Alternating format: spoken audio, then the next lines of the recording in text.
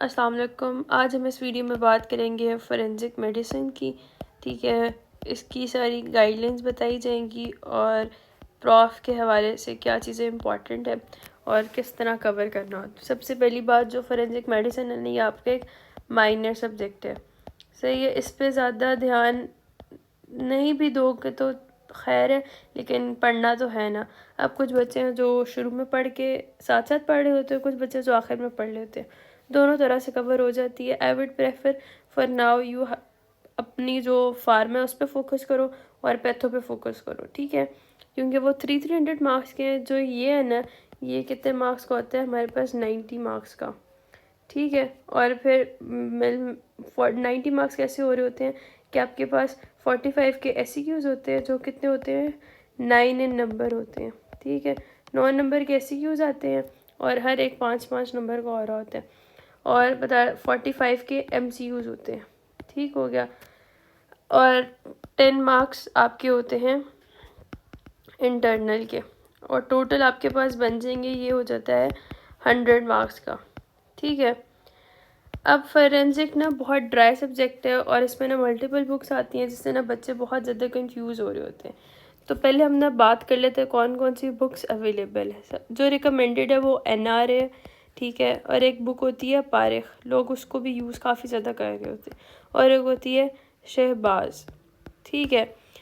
अब हर किसी की अपनी प्रेफरेंस होती है, क्योंकि कुछ बच्चे NR का और शहबाज का कॉम्बो बना के चल रहे होते हैं, ठीक है।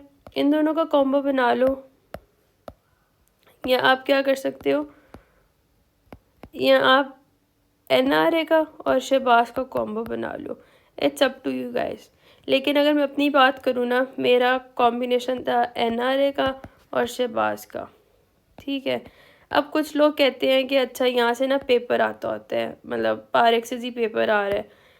पेपर कहीं से भी आ जाए, कॉन्सेप्ट की बात है। आपका कॉन्सेप्ट किसी भी किताब से बना हो ना, पेपर हो जाता होता है, तो उसकी टेंशन नहीं लेनी, ठीक है।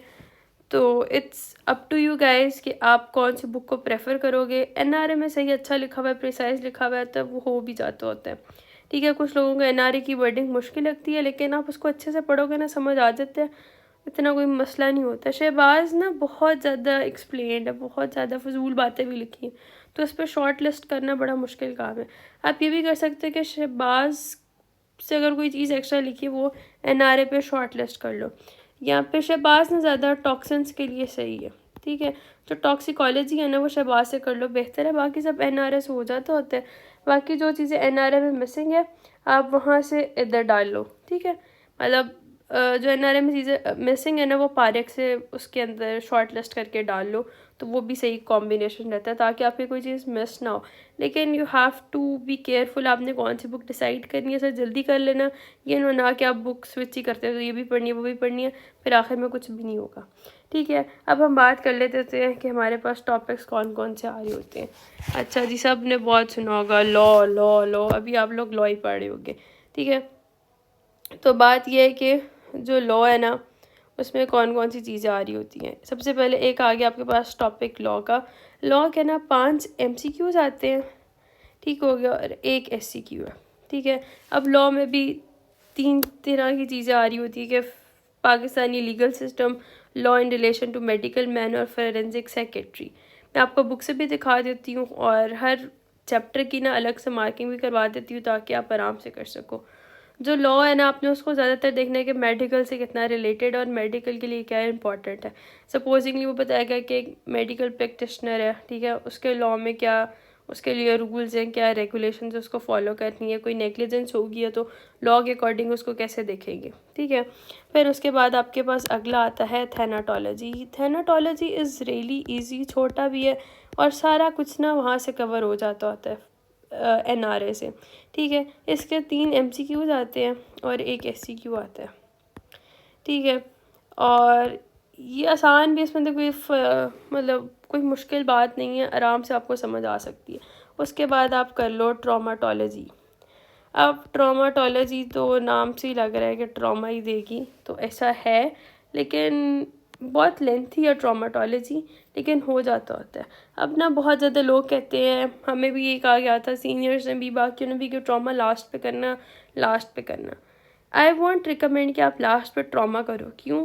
क्योंकि देखो ऐसे 9 MCQs आने हैं, ठीक है, और ना ट्रॉमा से आपकी ज़्यादा बहुत मेजर ऑस्पी भी ना, मेजरली जो ऑस्पी है ना वो आती है ट्रॉमा से। तो अगर आप ट्रॉमा नहीं करोगे, आपकी ऑस्पी भी नहीं हो रही होगी, आपके MCQs भी नहीं हो रहे होंगे, तो ये घाटे का सौदा है, ठीक है। तो ट्रॉमा करना चाहिए, क्योंकि फिर ये आपको बाकी चीज़ों में भी हेल्प करेगा, ओवरऑल भी हेल्प करेगा। SCQ एक ही है इसका भी। अच्छा, अब सीन ये कि ट्रॉमा के भी ना आगे सब टाइप्स होती हैं, मतलब ट्रॉमा में भी डिफरेंट चैप्टर्स हैं। अब मैं यही प्रेफर करूँगी और आपको भी ये रिकमेंड करूँगी कि जो कुछ टॉपिक्स हैं वो आप शहबाज से कर लो, कुछ यहाँ से कर लो, मिल मिला के कर लोगे ना तो वो अच्छी तैयारी हो जाती होती है, ठीक है। जनरल ट्रॉमा होता है एक हमारे पास, और एक होता है स्पेशल ट्रॉमा, ठीक है।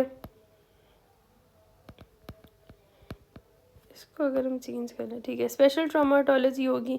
उसके बाद ना इसमें आ रहा होता है फायर आर्म इंजरीज, ये सारा गन पिस्टल्स वगैरह आती है, राइफल्स आती हैं, कितने बोर की होती हैं और किस तरह का एंट्री वूंड होता है, किस तरह के एग्जिट वूंड होता है, ठीक है। फिर उसके बाद बता रहा है ट्रांसपोर्टेशन इंजरीज,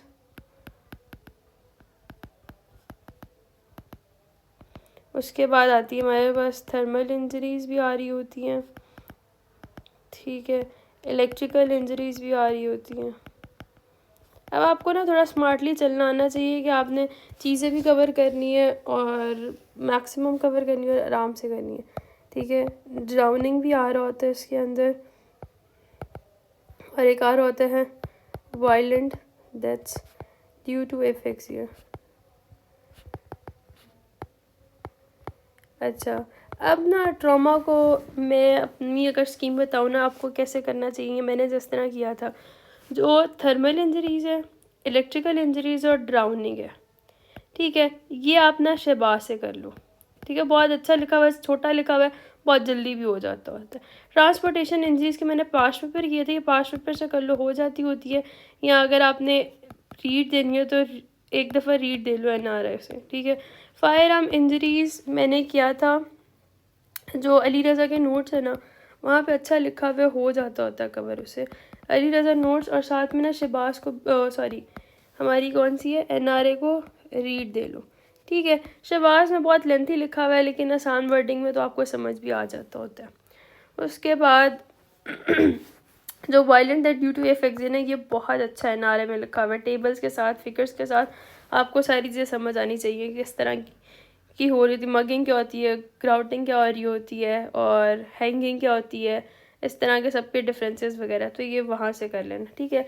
जर्नल और स्पेशल ट्रॉमाटोलॉजी आप NRA से कर लो, वो सही है, उसमें इतना कोई मुश्किल बातें नहीं है। और जनरल ट्रॉमाटोलॉजी में ना कोई बहुत मुश्किल चीज़ें नहीं आ रही होती, मैं आपको बता भी देती हूँ वहाँ पे क्या क्या आ रहा होता है, मैं बुक से भी दिखा देती हूँ, ठीक है।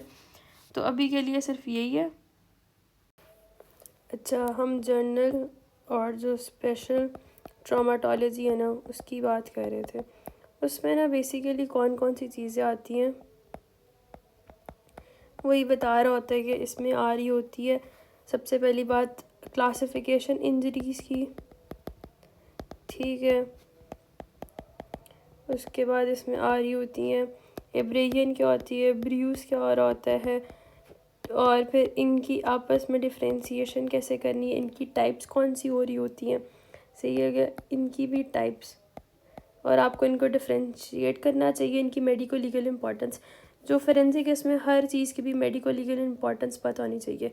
एक इम्पॉर्टेंट बात मैं पहले बताना भूल गई थी, वो ये थी कि NRA के कोई भी टेबल नहीं छोड़ना, NRA tables are really really important, ठीक है। NRA tables very very important, कुछ करो ना करो NRA से उसके सारे टेबल्स करने हैं, ठीक है। जितने भी टेबल्स है ना, किसी में डिफरेंस बताया हुआ है, किसी में कोई चीज़ को किसी से कंपेयर किया हुआ है, वो हर चीज़ करनी है, ठीक है, उस पर कोई माफ़ी नहीं है। बाकी चीज़ें आप NRA से करो ना करो, लेकिन टेबल्स करने ही करने हर हाल में। फिर आपके पास डिफरेंट क्लासिफिकेशंस आपने देखने के, लेसरेशंस वाली क्या चीज़ आ रही होती है, इंसाइज्ड बाउंड क्या हो रहा होता है, और बाकी सारे डिफरेंसेस वगैरह, सुसाइडल कट थ्रोट कौन सा होता है, होमोसिडल कौन सा हो रहा होता है, सही है। तो ये सारी चीज़ें आपकी इसके अंदर आ जाएंगी जनरल ट्रॉमाटोलॉजी। ये बाकी जो हमने कर लिए जिस तरह थर्मल, इलेक्ट्रिकल इफेक्ट्स या ड्राउनिंग, फायर आर्म, ये भी ट्रॉमा का पार्ट है।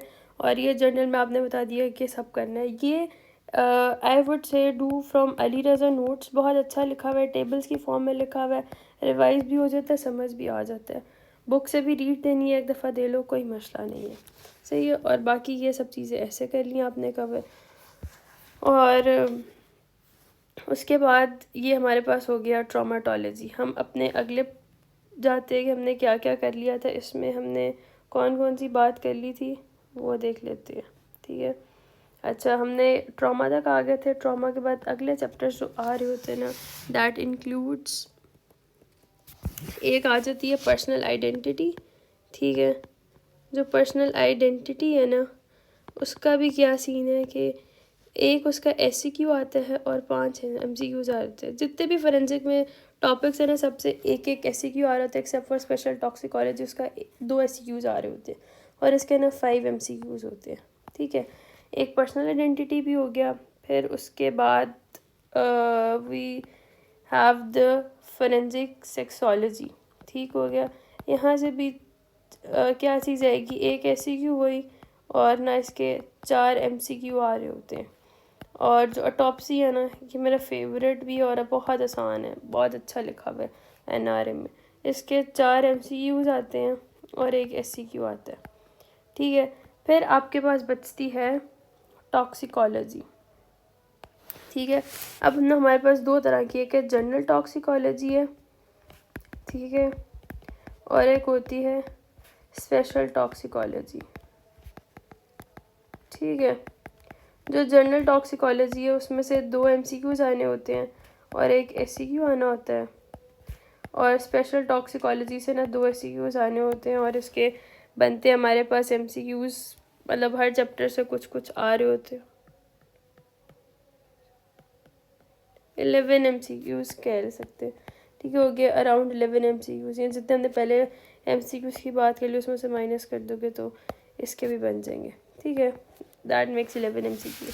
अब जो स्पेशल टॉक्सिकोलॉजी है ना, उसको भी आपने मतलब स्मार्टली करना है। वो कैसे करना है कि जो इंपॉर्टेंट पॉइजन हैं उनको शहबाज से कर लो, पारिक से कर लो, जिससे भी करना है। शहबाज में ठीक लिखे हुए। जनरल टॉक्सिकोलॉजी भी बहुत छोटी सी है, ये शहबाज से आराम से हो जाती होती है रिवाइज, तो ये वहाँ से करनी है, ठीक हो गया। और उसके बाद जो ऑटोप्सी है बता देती हूँ। जो ऑटोप्सी है ये NRA से कर लो, सही है, बेशक शहबाज से भी कर लो, चलेगा, सेम चीज़ें हैं, लेकिन अच्छा रिवाइज हो जाते हैं। कुछ टेबल्स वगैरह वो आपने NRA से करनी होते हैं।